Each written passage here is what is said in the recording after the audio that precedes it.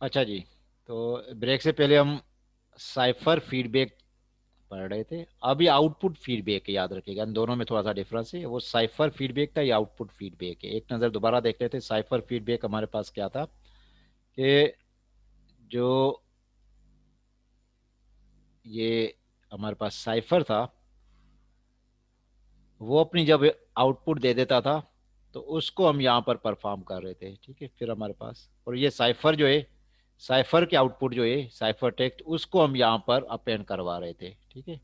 तो अब जो हमारे पास आउटपुट फीडबैक है, ये क्या कर रहा होता है। अब हम ये भी स्ट्रीम के लिए यूज होगा, याद रखिएगा, ठीक है। अच्छा, अब थोड़ा सा सिर्फ डिफरेंस क्या है, ये आउटपुट जो आ रही है यहाँ पर, इसको हम यूज कर रहे हैं इंस्टेड ऑफ दिस, ठीक है। हम साइफर वैल्यू नहीं लेके जा रहे यहाँ पर, जस्ट के ये जो इनक्रिप्शन के बाद रिजल्टेंट हमारे पास एक वेक्टर आया था, उसकी जो एस बिट्स थी हमारी, सिर्फ उसको हम उठा रहे हैं और यहाँ पर अपेंड कर रहे हैं। बाकी वर्किंग में कोई भी डिफरेंस नहीं है। बाकी वर्किंग हमारा आइडेंटिकल है। साइफर फीडबैक जो हमारे पास अप्रोच है, मोड ऑफ ऑपरेशन, उसके इक्विवेलेंट ही है। इनिशियल वेक्टर भी हमने उसी तरीके से लेना है।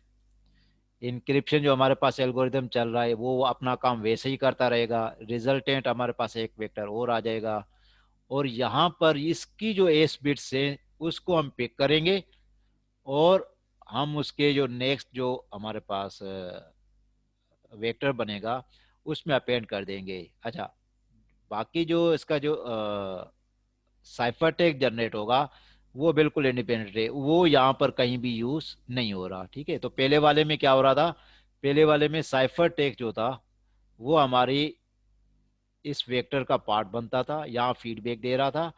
और आउटपुट फीडबैक में ऐसे नहीं कर रहा। आउटपुट फीडबैक में सिर्फ क्या हो रहा है कि जो अ, हमारा एन्क्रिप्शन एल्गोरिदम की आउटपुट आएगी उसकी एस बिट्स को हम एज एन आउटपुट लेंगे और उसको यहाँ पर अपेंड करवा लेंगे, और दूसरा ब्लॉक हमारा यहाँ से कंटिन्यू चलेगा। तो हमारे जो साइफर्स बन रहे हैं वो इंडिपेंडेंट है, उसमें कोई पार्टिसिपेट नहीं कर रहा यहाँ पर चेनिंग के लिए। तो ये थोड़ा सा डिफरेंस है इसमें। एक नज़र और देख लें। ये जो साइफर टेक्स्ट था उसको हम यहाँ से पिक कर रहे थे, और यहाँ पर हम इस इनिशियल वेक्टर में उसको हम पार्टिसिपेट करवा रहे थे, ठीक है।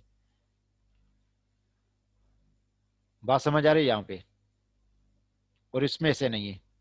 इसमें हम क्या कर रहे हैं, जो कि हमारे जो इनक्रिप्शन एल्गोरिदम है उसकी जो आउटपुट है उसकी एस बिट्स जो है, जो मोस्ट सिग्निफिकेंट बिट या जो लेफ्ट साइड की होती है, उसको हम यहाँ से पिक कर रहे हैं।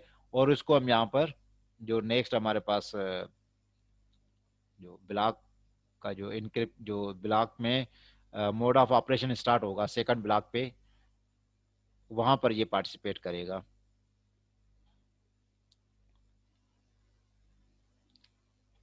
अच्छा, ये क्या कह रहा है अभी, message is treated as stream of bits. ये भी हमारे पास स्ट्रीम साइफर, ये स्ट्रीम की तरह ही काम करेगा। Output of the cipher is added to the message, ठीक है। जो साइफर की आउटपुट होगी हमारे पास, वो हम मैसेज में ऐड कर देंगे।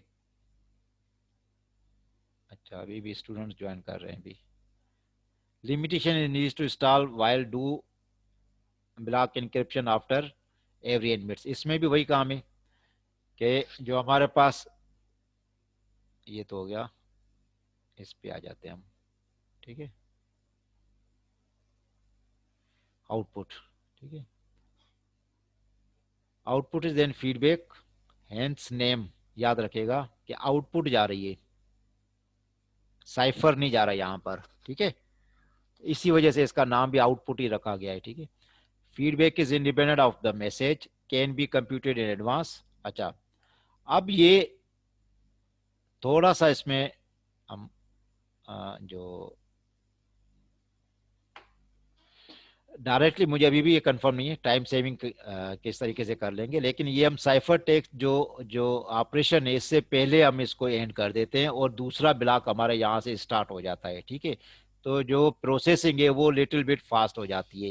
ये प्योर पैरेलल प्रोसेसिंग नहीं है, लेकिन जैसे ही हमारा जो जो T1 यहाँ पर होगा हमारे पास, फॉर एग्जांपल ये जो T1 है, इसके कंप्लीट होने से पहले T2 स्टार्ट हो चुका होगा।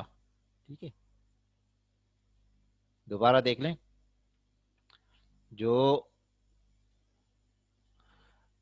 क्योंकि हमारे पास जो स्ट्रीम आ रही है वो अब इस चेनिंग के बाद का काम है। ठीक है, ये इंडिपेंडेंट हो गया इससे, क्योंकि हमारा जो T2 स्टार्ट होगा वो इस इंक्रिप्शन फेज के आउटपुट मिलने के साथ ही दोबारा स्टार्ट हो चुका होगा।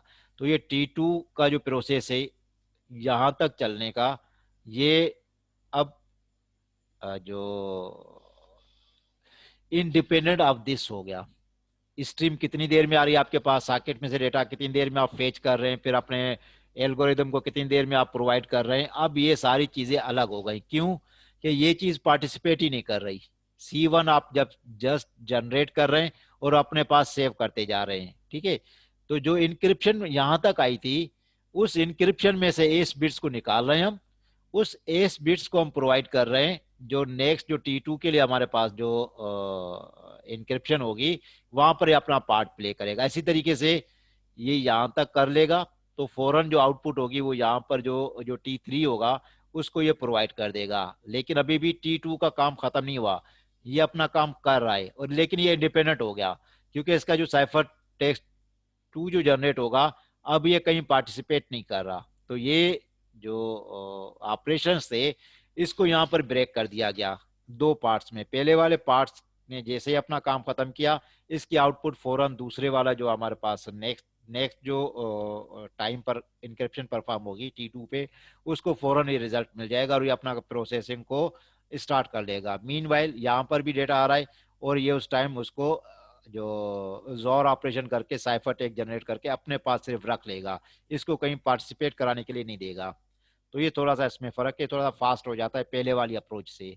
पहले वाली अप्रोच क्या थी, जब तक ये C1 जनरेट नहीं हो जाता था तब तक उसको वेट करना पड़ता था ये T2 वाला काम स्टार्ट करने के लिए। लेकिन यहाँ पर थोड़ा सा इसको फास्ट कर दिया गया कि ये प्रैक्टिकली इस जो T1 के अंदर जो फंक्शन है उसको दो पार्ट्स में तोड़ दिया गया। पहले ये वाला पार्ट परफॉर्म हो रहा है, वो तो फिर भी पहले भी हो रहा था, लेकिन फिर वेट किया जा रहा था इसका स्ट्रीम का, तो स्ट्रीम की वजह से ये डिले भी हो सकता था। अब ये स्ट्रीम को अलग कर दिया गया और बाकी जो प्रोसेस है वो कंटिन्यू रखा गया इसमें। अच्छा, feedback independent of the message हो गया, can be compute in advance. अच्छा, uses stream encryption over noisy channels.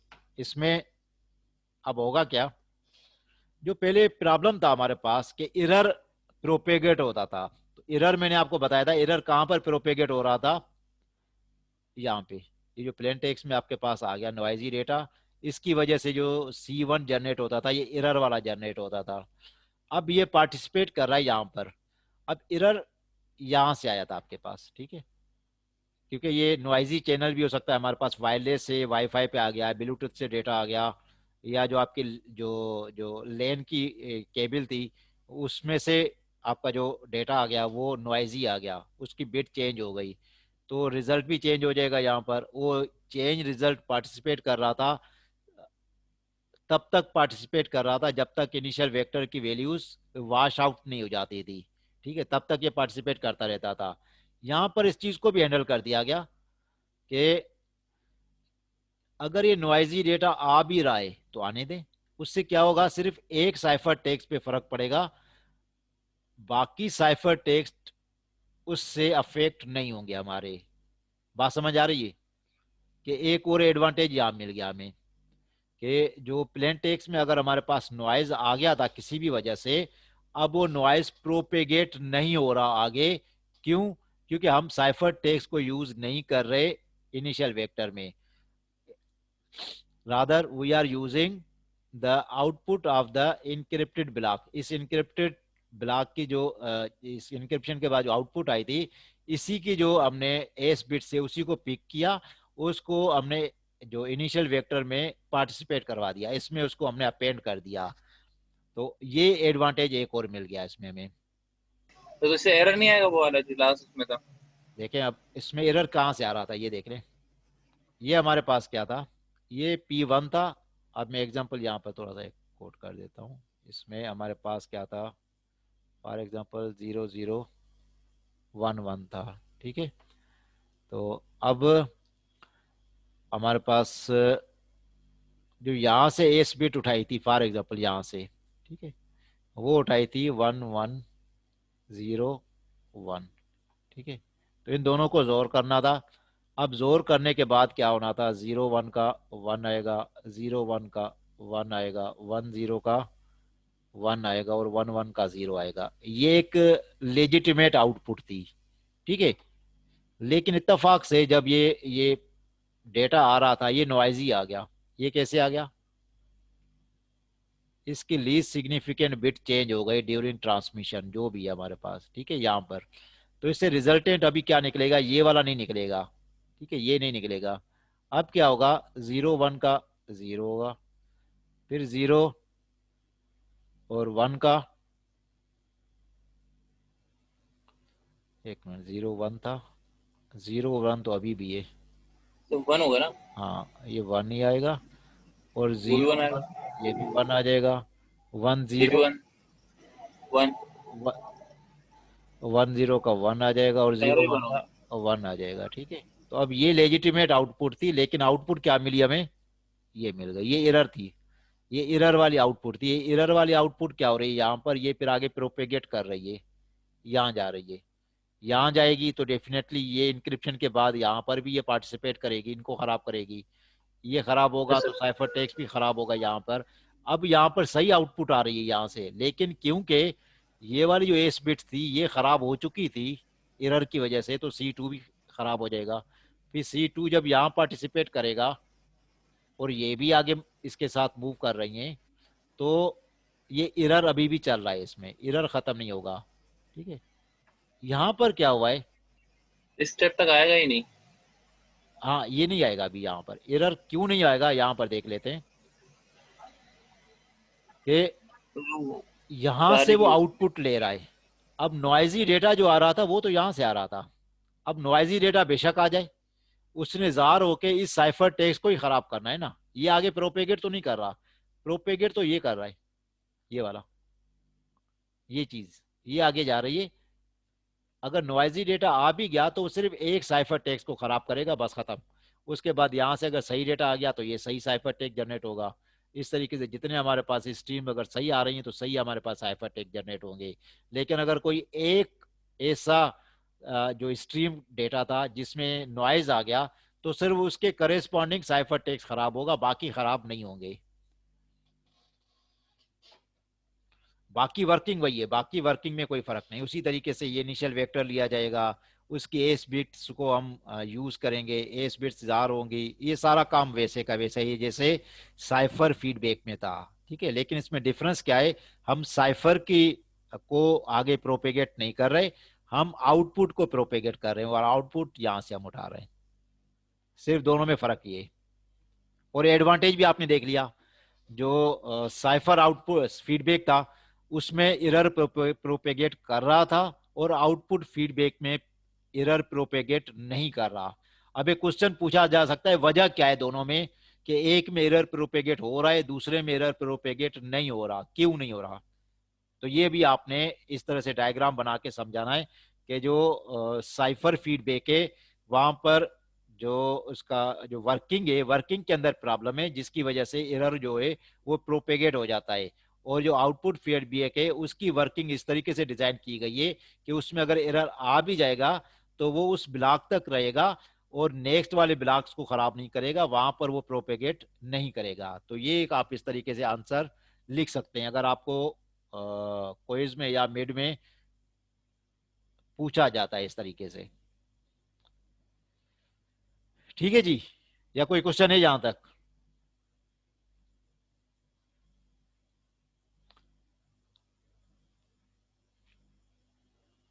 देख लें अगर कोई क्वेश्चन है तो हम आगे चलते हैं अभी। अच्छा, when use error feedback a problem और where need to encrypt before message is available, इसमें एरर जो है उस प्रॉब्लम को हम अवॉइड कर रहे हैं, अच्छा, वैसे तो सुपरफिशियली सिमिलर टू इसी भी है, सीएफ भी है, ठीक है। साइफर फीडबैक ये वाला जो है आइडेंटिकल है इसकी तरीके से, थोड़ा सा चेंज है इससे, ठीक है। अच्छा, but feedback is form from the output of the cipher and is independent of the messages. अब जो प्लेन टेक्स्ट है उससे ये इंडिपेंडेंट हो गया, ठीक है। ये देख लें, प्लेन टेक्स्ट चाहे जैसे भी आए उसका असर आगे वालों पे नहीं पड़ने वाला, ठीक है। वो उसका असर सिर्फ यहाँ तक पड़ेगा। तो अब ये भी इसमें एडवांटेज मिल गया हमें। वेरिएशन ऑफ अ वर्नाम साइफर, ठीक है। वर्नाम साइफर एक हमने पढ़ा नहीं है, लेकिन ये उसकी एक वेरिएशन है, ठीक है। हम इस पे भी ज्यादा फोकस नहीं कर रहे अभी। आखिरी हम देख रहे हैं इसमें काउंटर मोड जो है, ठीक है। ये एक न्यू मोड डिजाइन किया गया था जो कि इसमें नहीं बताया हुआ।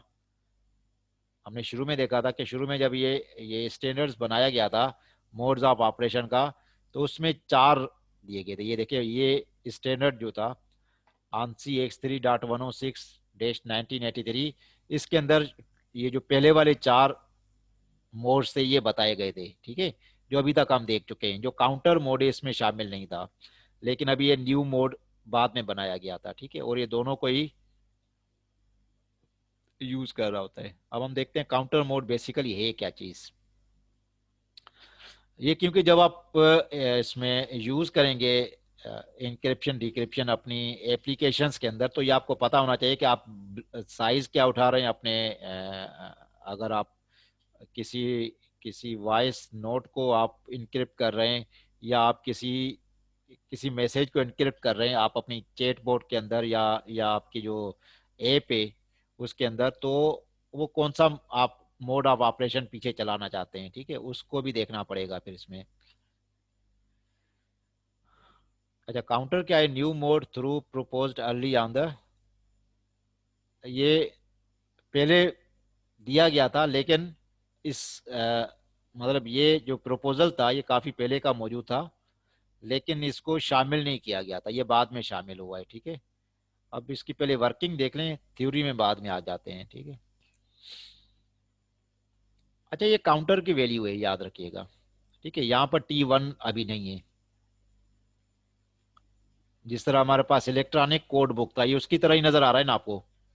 शुरू में इंडिपेंडेंट है सारे, कोई किसी के साथ डिपेंडेंट नहीं है। जिस तरह हमने शुरू शुरू में मॉडल देखा था इलेक्ट्रॉनिक कोड बुक का, वो भी सब इंडिपेंडेंट थे। लेकिन वहां पर हमारे पास क्या होता था कि, एक नजर देख लें ताकि फिर हम जब इसकी बात करें तो कंफ्यूजन ना हो कि हम क्या बात करने जा रहे हैं। शुरू वाला मैं आपको दिखा रहा हूँ, ये वाला देखें, ठीक है। यहाँ पर हमारे पास टाइम है, यहाँ पर भी टाइम है। फिर हमारे पास, किधर गया, नहीं, ये था, ठीक है। इलेक्ट्रॉनिक कोड बुक सिंपल, हर चीज इंडिपेंडेंट है एक दूसरे से, कोई किसी के साथ पार्टिसिपेट नहीं कर रहा। टाइम 1 है हमारे पास, टाइम 2, टाइम 3 जितना भी होगा। तो हमारे पास सिंपल एक प्लेन टेक्स्ट है, और उसको हम की के साथ इनक्रिप्ट कर रहे हैं, और हमारा साइफर टेक्स्ट जनरेट हो रहा है। बिल्कुल सिंपल अप्रोच थी, लेकिन यही अप्रोच थोड़ी सी बेहतर करके काउंटर मोड में चलाई गई है, ठीक है। वो वजह क्या है अभी हम देखते हैं, लेकिन काउंटर मोड को पहले समझने की कोशिश करते हैं कि काउंटर मोड है ये क्या चीज।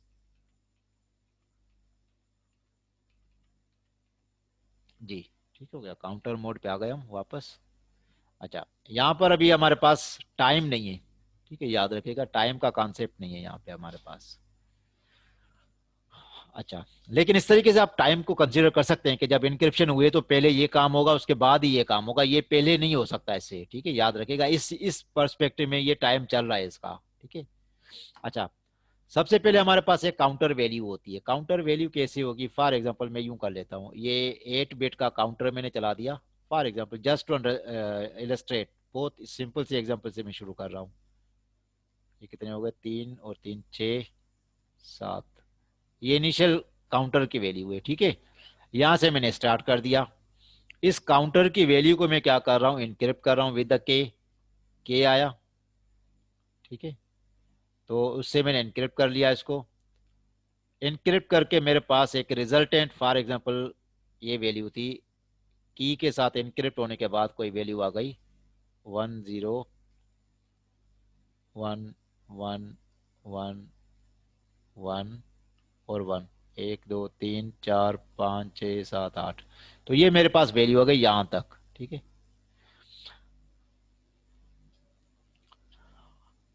अब क्या है कि जो मेरे पास डेटा आएगा उसको मैंने इसके साथ जार कर देना है। अब यहां पर फिर कंपल्शन आ गई, याद रखिएगा कि जो मेरे पास आउटपुट आएगी उसका कोई एक ब्लॉक होगा, ब्लॉक लेंथ होगी कोई ना कोई।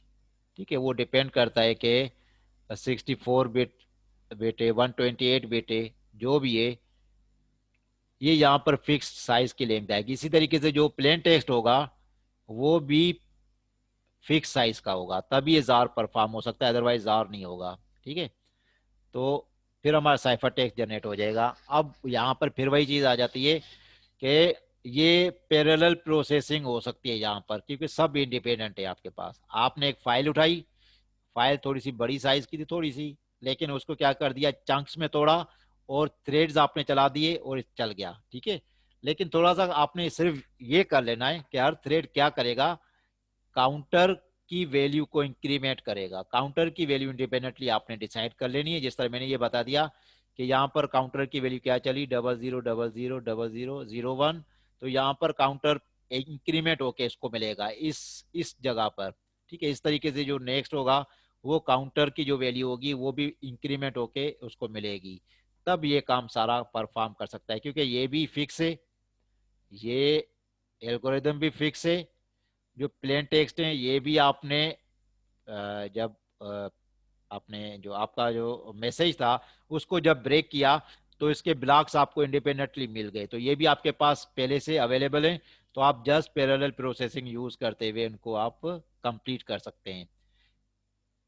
जो पहले वाला हमने पढ़ा था इलेक्ट्रॉनिक कोड बुक, उसमें नुकसान क्या था, उसमें पैटर्न्स जनरेट हो रहे थे, तो यहां पर पैटर्न्स को तोड़ दिया गया है। यहां पर कैसे टूट गया है पैटर्न्स, किस तरीके से पैटर्न्स नहीं जनरेट हो पा रहे, अदनान?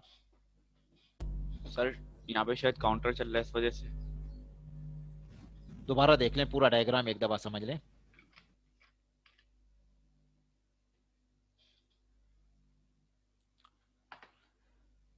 वो जो था ना वो ये काम कर रहा था आपके पास, इलेक्ट्रॉनिक कोड बुक की बात कर रहा हूं। ठीक है,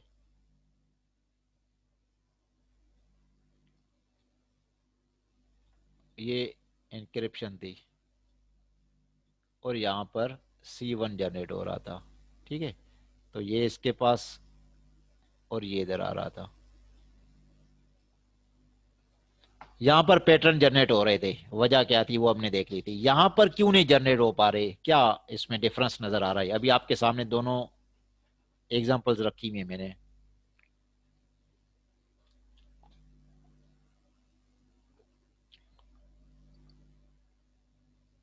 हाँ सर, एक चीज़ तो ये थी कि इलेक्ट्रॉनिक उसमें जो है हम सिंपल इंक्रिप्शन करा रहे थे की के साथ, जी लेकिन यहाँ पे हम पहले काउंटर को इंक्रिप्ट कराते हैं की के साथ, फिर प्लेन टेक्स्ट के साथ हम जॉर करते हैं। तो बिल्कुल मे बी इस सही। वजह से। यहां पर क्योंकि प्लेन टेक्स्ट को हम इनक्रिप्ट कर ही नहीं रहे।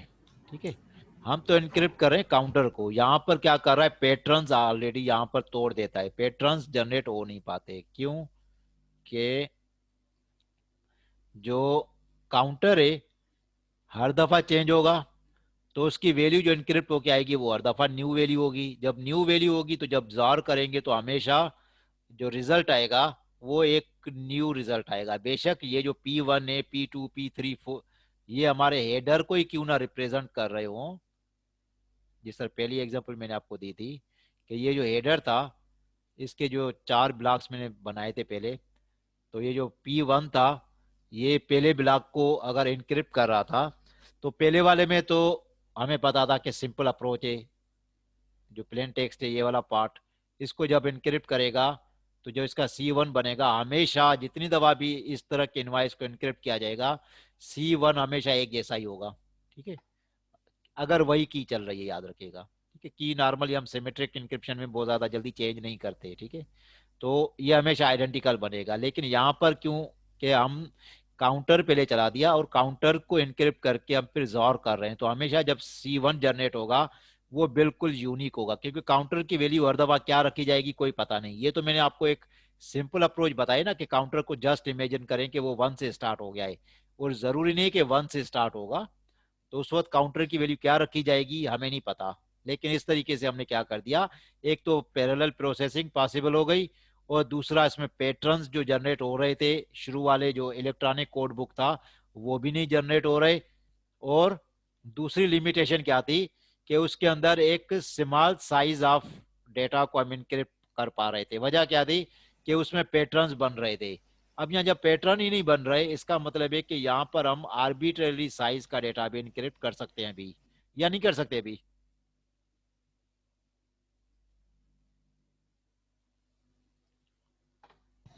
सर ये डिक्रिप्ट कैसे होगा जब काउंटर का ही पता नहीं होगा? अभी पढ़ते हैं ना। अच्छा, लेकिन काउंटर की वैल्यू जिसका इनिशियल वेक्टर था वो भी आप शेयर कर रहे थे, या काउंटर की वैल्यू को भी आपको शेयर करना पड़ेगा? काउंटर था क्या हमारे पास, ठीक है।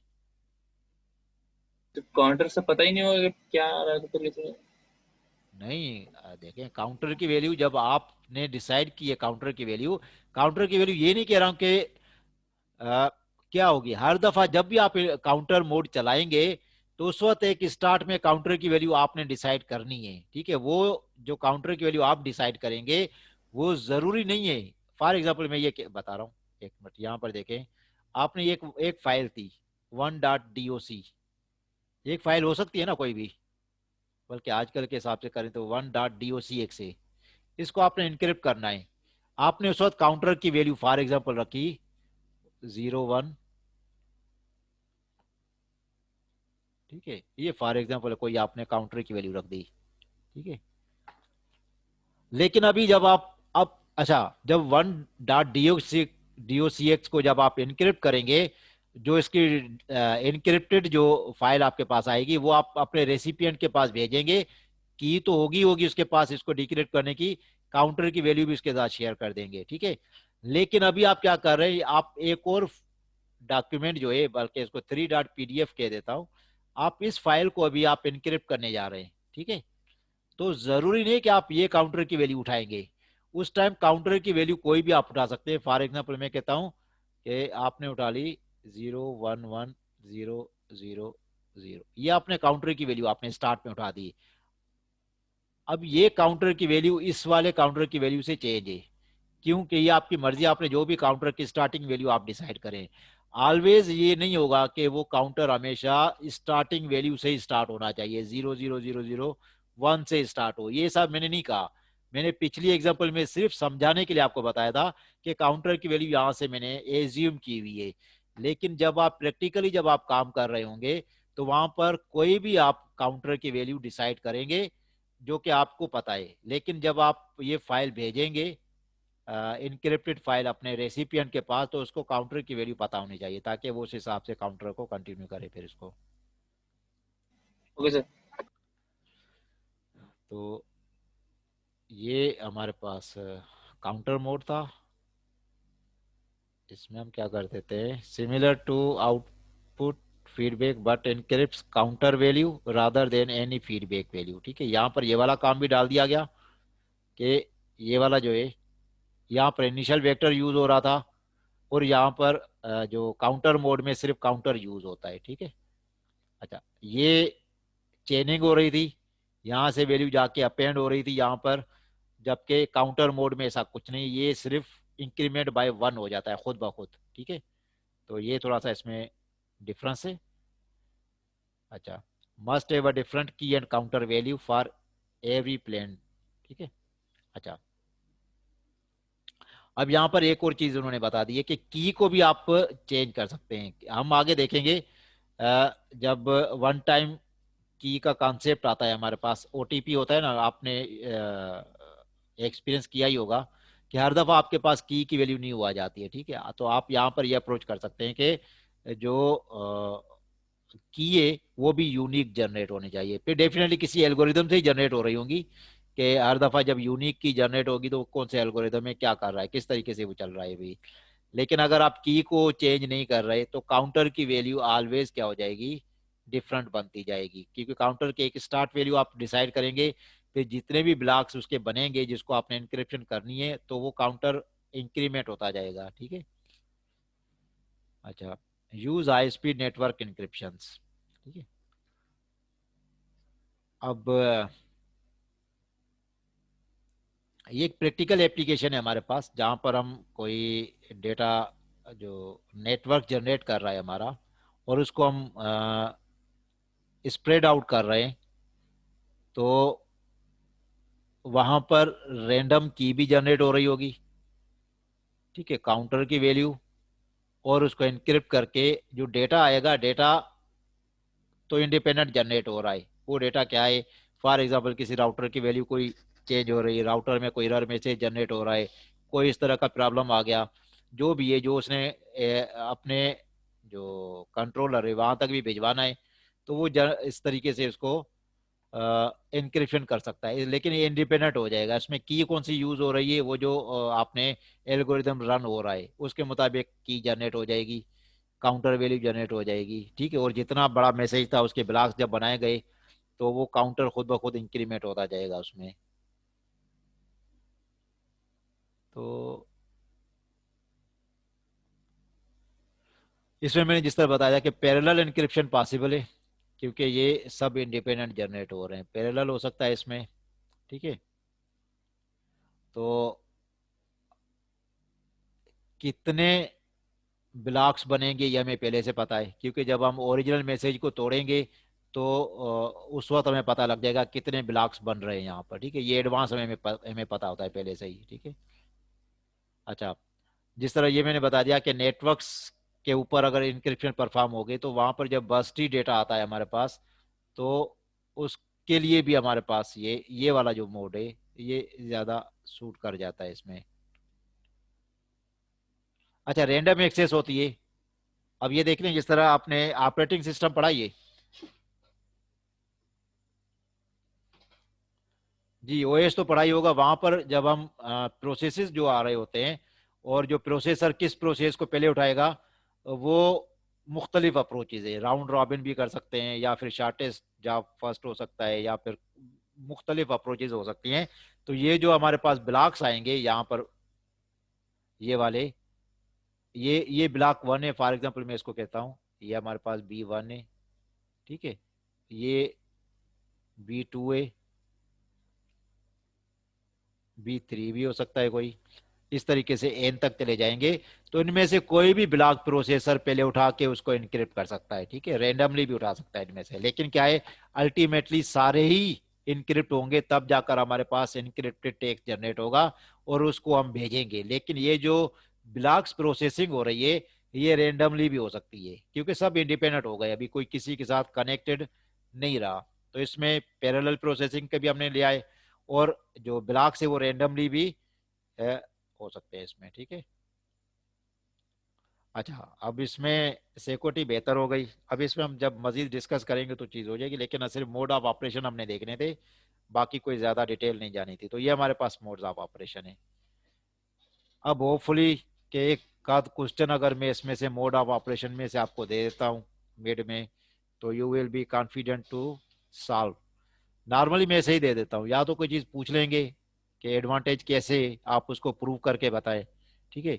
जिस तरह मैंने भी आपको बता दिया कि ये जो था आउटपुट फीडबैक और जो साइफर फीडबैक था, ठीक है, इसमें डिफरेंस क्या है, और एरर कैसे प्रोपेगेट होता है साइफर फीडबैक में, और एरर क्यों प्रोपेगेट नहीं होता आउटपुट फीडबैक में। तो ये एक लॉजिकल सवाल है, आपने उसको ये डायग्राम बना के आपने समझाने की कोशिश करनी है, ठीक है। या फिर मैंने आपको ये बताया था कि यहाँ पर मैंने जो ये वाला काम किया था, इनिशियल वेक्टर मैंने दे दिया, P1 दे दिया, फिर जोर, फिर यहाँ पर भी मैंने बता दिया कि आप इस इंक्रिप्शन को भी जस्ट जोर समझें और C1 जनरेट कर ले। मे बी कि ये मैं आपको कह सकता हूँ 2 से 3 ब्लॉक तक आप कंटिन्यू करें, तो ये वाला काम भी अभी होपफुली आपको आ जाना चाहिए, कोई मुश्किल इसमें नहीं होनी चाहिए जी। कोई क्वेश्चन यहाँ तक?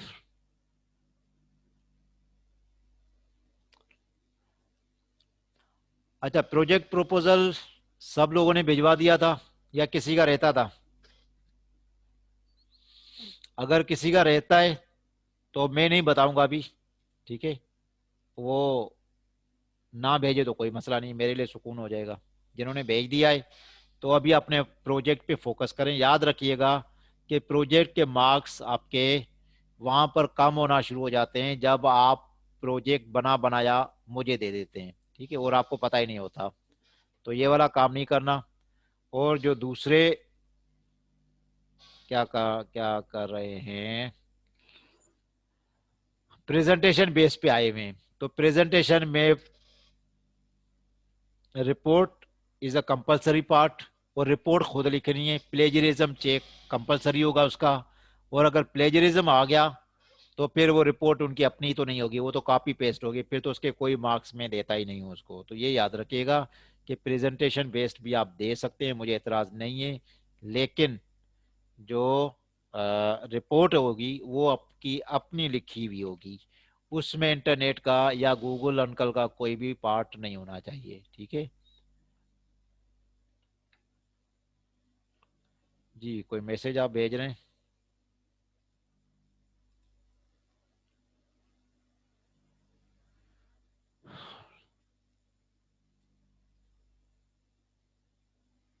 कोई मैसेज तो नहीं है अभी जी। मैं एक चीज देख रहा हूँ पहले।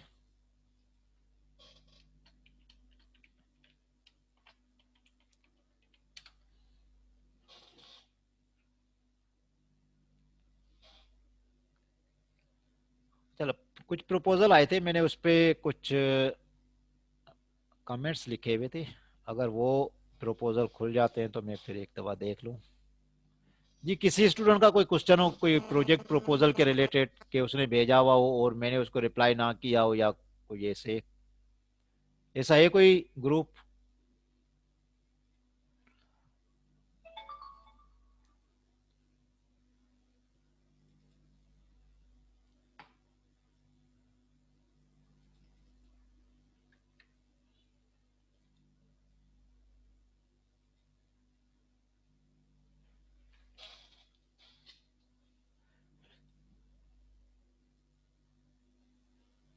जी, रिसर्च पेपर का मोहम्मद जैन मैं आपको अ, दे दूंगा फॉर्मेट, उसमें आपने करना क्या है और क्या क्या डिटेल उसमें फिल होगी। मैं सिर्फ एक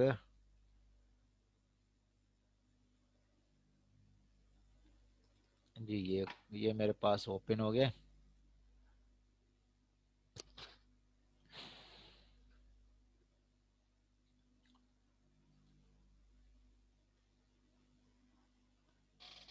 अच्छा, तो मोहम्मद हारिस और सैयद मोहम्मद अस्करी, इनका प्रोजेक्ट ग्रुप 1 यस था, सर। और आप एप्लीकेशन बना रहे हैं। तो इसमें अभी जी सर। मोड ऑफ ऑपरेशन आपके सामने आ गए हैं, थोड़ा सा इस पे भी जहन रख में आपने वो करना है कि आप क्या किस तरीके से काम करेंगे। आप, मैं ये नहीं कहता हूँ कि आप जो अंडरस्टैंडिंग है वो उसके लिए गूगल इस्तेमाल ना करें, ठीक है, बिल्कुल करें।